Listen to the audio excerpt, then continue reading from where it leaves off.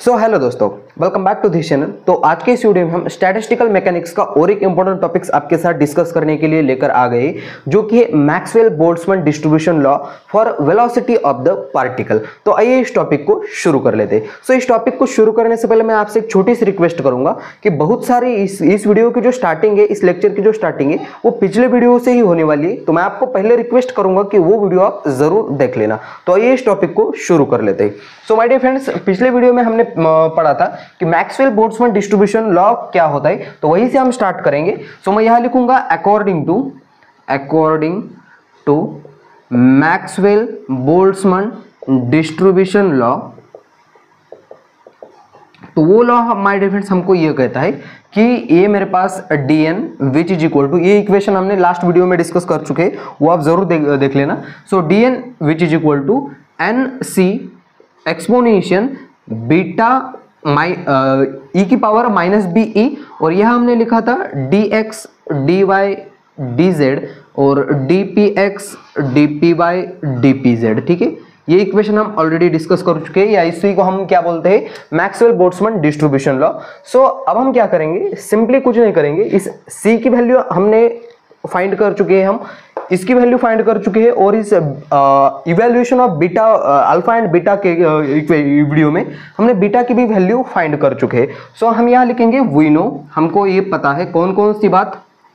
ये पहली तो हम किसकी वैल्यू निकालेंगे, सी की वैल्यू हमको पता है, जो कि हम डिस्कस कर चुके। 1/v, यहाँ लिखा मैंने 2 पाई KTM, दो पैर होने के बावजूद भी KTM की जरूरत पड़ रही है। ठीक है, तो इस तरीके से आप इसको याद रख सकते हैं। इसकी पावर लिखेंगे हम 3/2। ठीक है, उसके बाद हमने ये भी पढ़ा है कि ये जो बीटा फंक्शन होता है इसकी वैल्यू होती है 1/KT।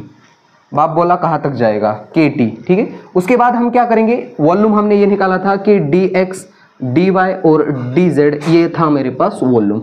बस सिंपली अब हम नेक्स्ट स्टेप में यही काम करेंगे कि ये जो हमने वैल्यूज निकाली है ये पुटअप कर देंगे इक्वेशन नंबर 1 में। तो देख लेते हैं कि फ्रॉम इक्वेशन नंबर 1 से हमको क्या रिजल्ट मिलता है। So dn which is equal to n, तो पहले एज इट इज रहेगा, c की वैल्यू यहाँ से पुटअप कर दूंगा 1/v ब्रैकेट में 2 पाई KTM, उसकी पावर है 3/2 इंटू e की पावर, अब यहाँ देखो माइनस बी है, बीटा की जगह पे हम क्या पुट करने वाले हैं, KT, इसका मतलब यह आएगा E/KT। ठीक है, dx dy dz, इसकी जगह पे मैं पुट करूंगा वॉल्यूम, और ये रिजल्ट एज इट इज लिखूंगा पहले तो dpx dpy और यहाँ dpz। अब यहाँ से आप देख पा रहे होगे कि ये वाली टर्म कैंसिल आउट हो जाएगी, और जो भी बचता है वो हम लिखेंगे। हमारे पास सिंपली ये बचेगा dn which is equal to n as it is रखूंगा, ये e⁻e/KT, और ये as it is dpx dpy और dpz, और नीचे क्या है 2 पाई KTM, और उसकी पावर है 3/2। अब इसको मैं इक्वेशन नंबर 2 दे देता हूँ। अब इक्वेशन नंबर 2 के बाद हम सिंपली क्या करेंगे, इस E की वैल्यू फाइंड करेंगे, और ये dpx dpy और dpz की वैल्यू फाइंड करके इस वाले इक्वेशन में पुटअप कर देंगे। सो सिंपली हमको पता है कि हम क्या लिखेंगे, हमको एनर्जी का इक्वेशन पता है कि वी नो। अब यह सिंपली हमको energy, kinetic energy which is equal to, ये होती है 1/2 mv²। ये तो हमको पता है कि अब मैं थोड़ा सा इसको क्या करूंगा, इस v² को मैं इस तरीके से भी लिख सकता हूँ 1/2 m, या vx² plus vy² plus vz², इस तरीके से भी लिख सकता हूँ। और इस vx vy और vz को क्या लिख सकते हैं माय डियर फ्रेंड्स हम, सो हम इस तरीके से भी लिख सकते हैं क्या, 1/2 m, और vx को मैं अगर x डॉट का स्क्वायर लिखूँ तो कोई फर्क नहीं पड़ने वाला है, क्योंकि हम x को एक बार डिफरेंशिएट करेंगे तो हमको वेलोसिटी ही मिलेगी। और इसी तरीके से हम y dot square plus z dot square भी लिखेंगे। ठीक है, अब क्या करेंगे, हमने e की वैल्यू तो फाइंड कर दी, अब इसकी dpx dpy और dpz की भी वैल्यू हम फाइंड करेंगे। अब ये काम मैं ऊपर करूंगा, आप ऊपर का लिख लेना। ठीक है,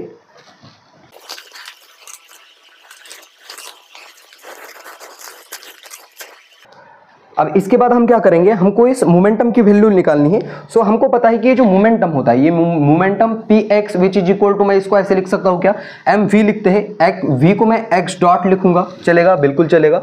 सिमिलरली अब मैं पी वाई को अगर मोमेंटम के फॉर्म में लिखूं तो एम वाई डॉट आएगा, और इसी तरीके से अगर मैं पी जेड की वैल्यू निकालने की कोशिश करूं तो एम जेड डॉट आएगा। ठीक है, अब इसको क्या करना होगा, हमको डिफरेंशिएट करना होगा, क्योंकि हमको dpx dpy और dpz चाहिए। तो हम इसको डिफरेंशिएट करने के बाद यहां देखो हमारे पास क्या आता है, dpx मास कांस्टेंट है, x डॉट का डिफरेंशिएशन एक बार। ठीक है, इस तरीके से फिर से एक बार dpy which is equal to mass constant है, y का एक बार डिफरेंशिएशन dy डॉट, उसके बाद यहाँ dpz which is equal to mass constant है dz डॉट का डिफरेंशिएशन। ठीक है, सारे रिजल्ट्स हमारे पास है। सिंपली अब हम क्या करेंगे, put this results in equation 2 and we get. ठीक है, सो अब हम इक्वेशन नंबर 2 लिखेंगे। So dn which is equal to n तो पहले एज इट इज रहा, e की पावर, इस माइनस ई की जगह पे क्या पुट अप करना है हमको, ये वैल्यू। तो मेरे पास क्या निकल कर आएगा रिजल्ट, ये माइनस तो रहेगा, उसके बाद ऊपर क्या है, m है, और ब्रैकेट में ये हम लिखेंगे x dot square plus y dot square plus z dot square, और डिवाइडेड में क्या है, ये 2, और यहाँ बचा हुआ kt यानी कि 2kt। ठीक है, और इस वाले की जगह पे ये वैल्यू पुट कर देंगे, m तो सब में कॉमन है यानी कि वो m क्यूब बन जाएगा, और यहाँ आएगा dx dot into dy dot into dz dot, और नीचे क्या है मेरे डिनोमिनेटर में, यहाँ 2 पाई kt m और उसकी पावर है 3/2। आप क्या करेंगे, इस स्टेप के बाद एक बार और हम x dot square y dot square और z डॉट स्क्वायर को हम क्या करेंगे, c स्क्वायर पुट अप कर देंगे। So put x dot square y dot square plus z dot square which is equal to c square. अब ये value हम ऊपर वाले इक्वेशन में पुट अप करेंगे और देख लेते हैं हमारे पास क्या रिजल्ट्स आता है। So dn which is equal to n e की power minus m c square आ जाएगा, और डिवाइडेड बाई 2kt, ये एज इट इज रखा, और यहाँ देखो माय डियर फ्रेंड्स ये m का क्यूब है, और नीचे वाले पार्ट्स को मैं कुछ इस तरीके से भी लिख सकता हूँ कि 2 पाई kt का पावर 3/2 और m की पावर 3/2, इसको थोड़ा सा बाहर निकाल के लिखा, और ये जो dx डॉट dy डॉट और dz डॉट, अब इसकी वैल्यू हमको फाइंड करनी पड़ेगी। अब इसकी वैल्यू क्या होती है, हमने जो वॉल्यूम ऑफ फेज पढ़ा था, वॉल्यूम ऑफ फेज ने हमें पढ़ा था कि जो dx डॉट और dy और dz की वैल्यू जो होती है, हमारे पास p square dp sign theta d theta और डी फाई की उस तरीके से हमने निकाली थी, मगर यह जो रेडियस का काम कर रहा है ये c कर रहा है, इसका मतलब यह c square d c sine theta d theta into d phi आएगा। तो वो अब हम पुट अप करेंगे, तो ये आप लिख लेना यहां तक।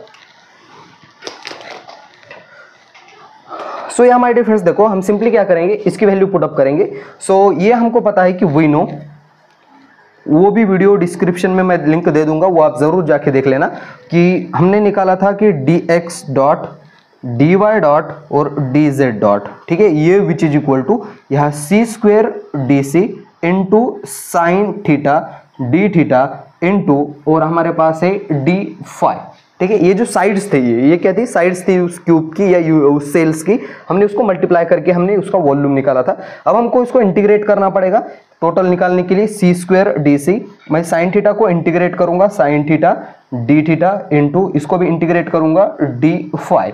अब माय डियर फ्रेंड्स हमने ये भी पढ़ा है कि ये जो थीटा है वो कहाँ से लेकर कहाँ तक वैरी करता है, ये 0 से लेकर पाई तक वैरी करता है। मैंने पहले भी वीडियो में बता चुका हूँ कि ये इस तरीके से यहाँ से लेकर यहाँ तक इतना ही वैरी करता है, और ये जो फाई एंगल है ये ऐसे कुछ इस तरीके से 360 डिग्री पे रोटेट कर सकता है। तो यहाँ 0 से लेकर यहाँ 2 पाई तक आएगा। अभी सिंपली इसको थोड़ा सा मैं सॉल्व कर लेता हूँ। सी स्क्वायर यहाँ d c as it is रहेगा, साइन थीटा का डिफरेंशिएशन हो जाएगा माइनस कॉस थीटा, और इसको लिमिट पुट कर देंगे 0 से लेकर पाई तक।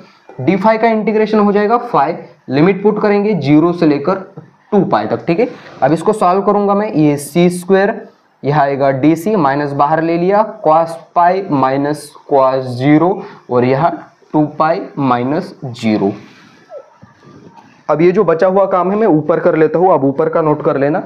अब जैसे जैसे मैं साथ में लिखता जा रहा हूँ और वो भी आप साथ में लिखते जाना, ताकि आपको बाद में कंफ्यूजन ना हो कि कौन सा कहाँ लिखना है। ठीक है,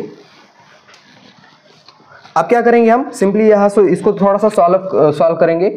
dx डॉट dy डॉट और dz dot which is equal to, ये क्या है, c square D c minus बाहर है cos पाई की वैल्यू होती है माय डियर फ्रेंड्स -1, यहाँ माइनस, cos 0 की वैल्यू होती है 1 और यहाँ है 2 पाई।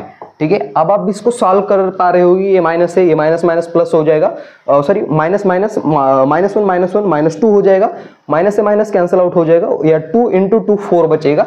सो इसका मतलब ये आंसर आएगा dx dot dy dot dz dot which is equal to, यह आएगा ये 4 pi square, sorry 4 pi c square dc। ये किसकी वैल्यू आ गई, ये यहाँ dx डॉट dy डॉट और dz डॉट की, ये अब हम इस इक्वेशन में पुट अप कर देंगे।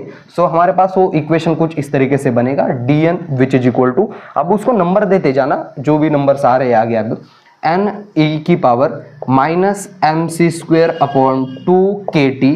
ये अब ये जो m है ये ऊपर जाएगा तो क्या बन जाएगा, m की पावर 3 है, m की पावर माइनस 3/2 है, यानी कि m 3 माइनस 3/2 करेंगे तो ये m की पावर 6 माइनस 3/2 बनेगा, यानी कि m बराबर 3/2 ही आएगा।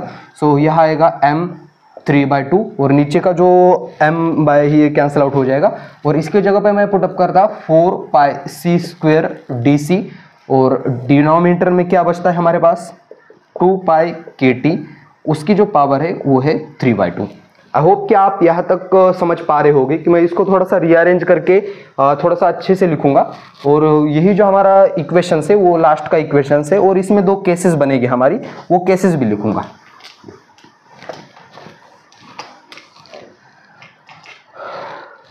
अब यहाँ देखो, ये जो मेरा इंपॉर्टेंट इक्वेशन है dn इज इक्वल टू, मैं पहले लिखता 4 पाई n, और उसके बाद क्या लिखता है, ये देख पा रहे होंगे कि हम सेम टर्म्स है, तो यहाँ ऊपर m लिखा और यहाँ 2 पाई kt, उसकी पावर दोनों की 3/2 ही है, और यहाँ लिखा मैंने e की power minus m c square upon 2 kt, और यहाँ जो इंटू सी स्क्वेयर dc, ये एक हमारा इंपॉर्टेंट इक्वेशन आ गया। सो यही है हमारा Maxwell Boltzmann distribution law for किसके लिए, वेलोसिटी ऑफ द पार्टिकल के लिए। अब इसके आगे हमारे पास माय डियर फ्रेंड्स 2 केसेस बनने वाले हैं। सो पहली केस इस तरीके से है मेरे पास, case first. So case first में हम ये डिस्कस करेंगे कि अगर मेरे पास ये जो e upon m c square upon 2 kt, इसकी वैल्यू अगर 1 को अप्रोच कर रही है, तो ये जो c है वो वेरी स्मॉल हो जाएगा, और ये जो dn है ये डायरेक्टली प्रोपोर्शनल हो जाएगा किसको, इस n को। ठीक है, सो मैं यहाँ लिखूंगा पहले केसेस में क्या लिखेंगे हम, कि if e to the power minus m c square upon 2 kt is approaches to 1, and क्या लिखेंगे, and c is very very small. ये c अगर वेरी वेरी स्मॉल हो जाए तो ये जो dn है वो डायरेक्टली प्रोपोर्शनल हो जाएगा किसको, n को। ठीक है, अब दूसरी केसेस में क्या है हमारे पास, अब केस 2 में देखें, केस 2, अब इस केस 2 में जो हमारा e की power m c square upon 2 kt upon 2 kt, ये डोमिनेंट हो जाएगा किसके लिए, सी स्क्वेयर के लिए। इसका मतलब c is a very large हो जाएगा, और लार्ज होने के बाद ये जो dn है ये डायरेक्टली प्रोपोर्शनल कर जाएगा किसको, e to the power minus m c square upon 2 kt को, और ये बाकी की जो टर्म्स है वो तो कॉन्स्टेंट टर्म है। सो मैं यहाँ लिखूंगा if e to the power minus m c square upon 2 kt is dominant for c square and c is very large, then हम लिख सकते हैं कि then क्या लिखेंगे, dn is directly proportional, किसको डायरेक्टली प्रोपोर्शनल लिखेंगे हम, इस वाली टर्म्स को, e minus m c square upon 2 kt। तो ये भी हमारे पास 2 इंपॉर्टेंट रिजल्ट्स आ गए। अब माय डियर फ्रेंड्स हम सिंपली इसके बाद क्या करेंगे, इसकी प्रोबेबिलिटी फाइंड करेंगे, एंड देन इसकी इंटरनल एनर्जी भी फाइंड करेंगे। सो इसके बाद मैं ऊपर काम कर लेता हूँ, जिसकी मैं डेंसिटी निकालूंगा। ठीक है, इसी इक्वेशन का यूज होने वाला है बार बार, तो मैं ये जो इक्वेशन है इसका यूज करूंगा, वो आप ध्यान दे देना।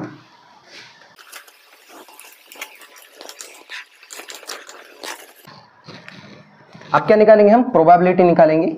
सो थर्मोडायनेमिक प्रोबेबिलिटी हम सबको पता है कि किसे W से डिनोटेट कर लेते हैं in statistical mechanics. So my dear friends, मैं इस इक्वेशन से यह लिखूंगा dn अपॉन यह जो n है मल्टीपल में इसके डिवाइडेड में भेज दूंगा, विच इज इक्वल टू यहाँ बचता है 4 पाई, n तो वहाँ चला गया, m अपॉन 2 पाई kt उसकी पावर है 3/2 और ये e to the power minus mc square upon 2 kt और यह है सी स्क्वेयर डी सी। अब इसकी जैसे हम थर्मोडायनेमिक प्रोबेबिलिटी निकालेंगे तो ये थर्मोडायनेमिक प्रोबेबिलिटी के अकॉर्डिंग ये वाली जो टर्म है ये मेरे पास कुछ इस तरीके से बन जाएगी।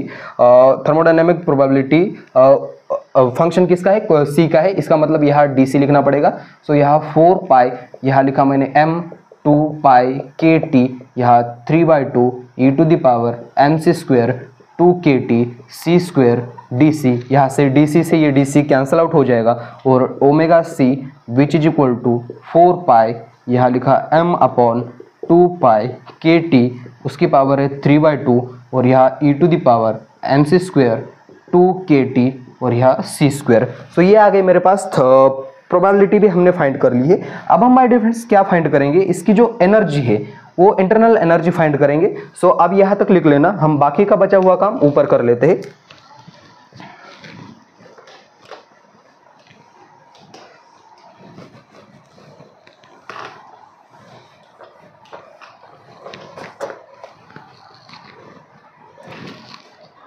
अब देख लेना, मैं ये जो इक्वेशन है ये ऊपर लिख कर रखता हूँ, इसका हमको यूज होने वाला आएगी।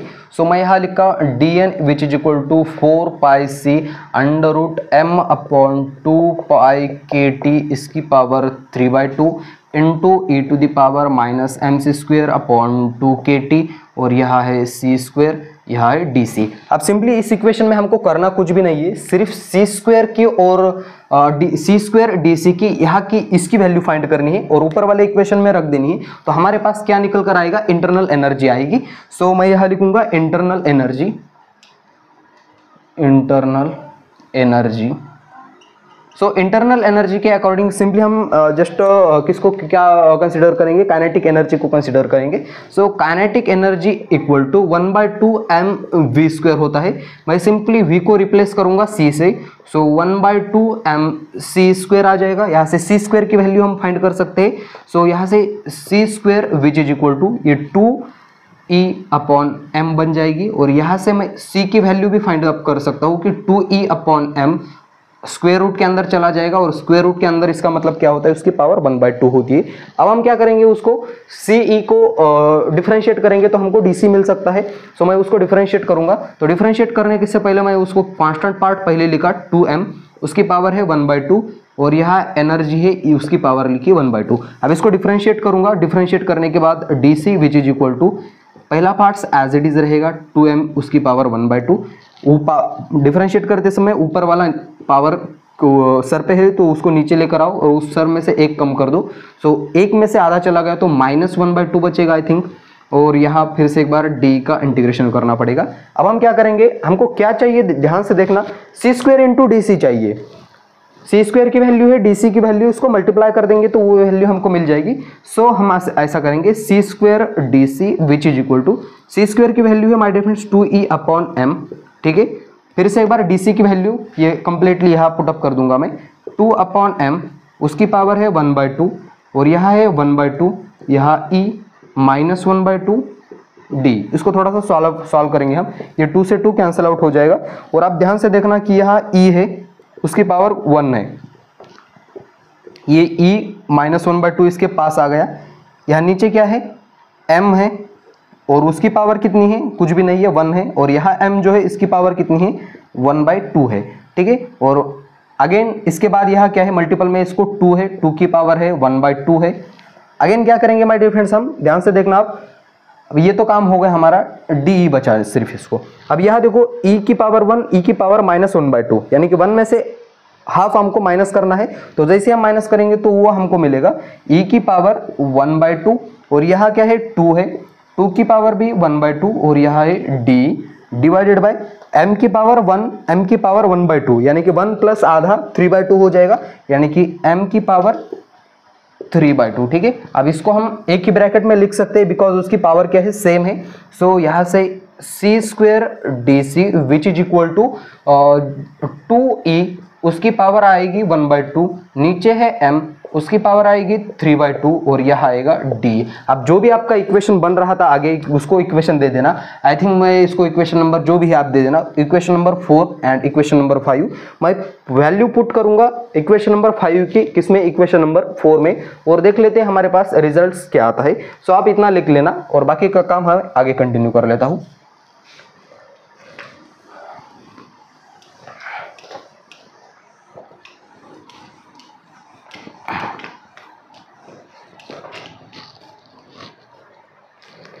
सो हम अब यहाँ क्या लिखेंगे, equation use equation 5 in equation 4, यूज equation 5 in equation 4 we gate.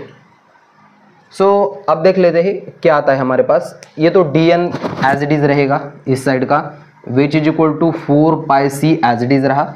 इसमें m को कुछ इस तरीके से लिख सकता हूँ क्या, 3/2, और नीचे को थोड़ा सा सेपरेट करके लिखूंगा kt इसकी पावर 3/2। ये e की power mc² upon 2 kt, c² dc की वैल्यू हमने निकाली है क्या है ये, इंटू 2e उसकी पावर है 1/2 डिवाइडेड बाय m की पावर है 3/2 इंटू de। ठीक है, सो यहाँ से देख लेना ये वाली टर्म कैंसिल आउट हो जाएगी, बचेगा क्या, सिर्फ dn which is equal to इस वाले, अगर आप 4 को देख रहे हो कि तो मैं इसको 2 इंटू 2πc ऐसे भी लिख सकता हूँ। ठीक है, हमारे मतलब के लिए, क्योंकि हमको इजी करना है इसका कैलकुलेशन। अब और आगे क्या करेंगे माय डियर फ्रेंड्स, यहाँ से ध्यान से देखना, e to the power minus mc² upon 2 kt इस वाले पार्ट्स को एज इट इज लिखा, और ये जो 2 है इस 2 की पावर 1/2 और e की पावर 1/2 हम सेपरेट करके भी लिख सकते हैं। ठीक है, और डिनोमिनेटर में क्या बचता है हमारे पास, ये 2, अभी इस 2 की पावर में 3/2 लिखूंगा और सेपरेट करके पाई kt इसकी पावर भी 3/2 लिखूंगा। ऐसा हम कर सकते हैं बिल्कुल।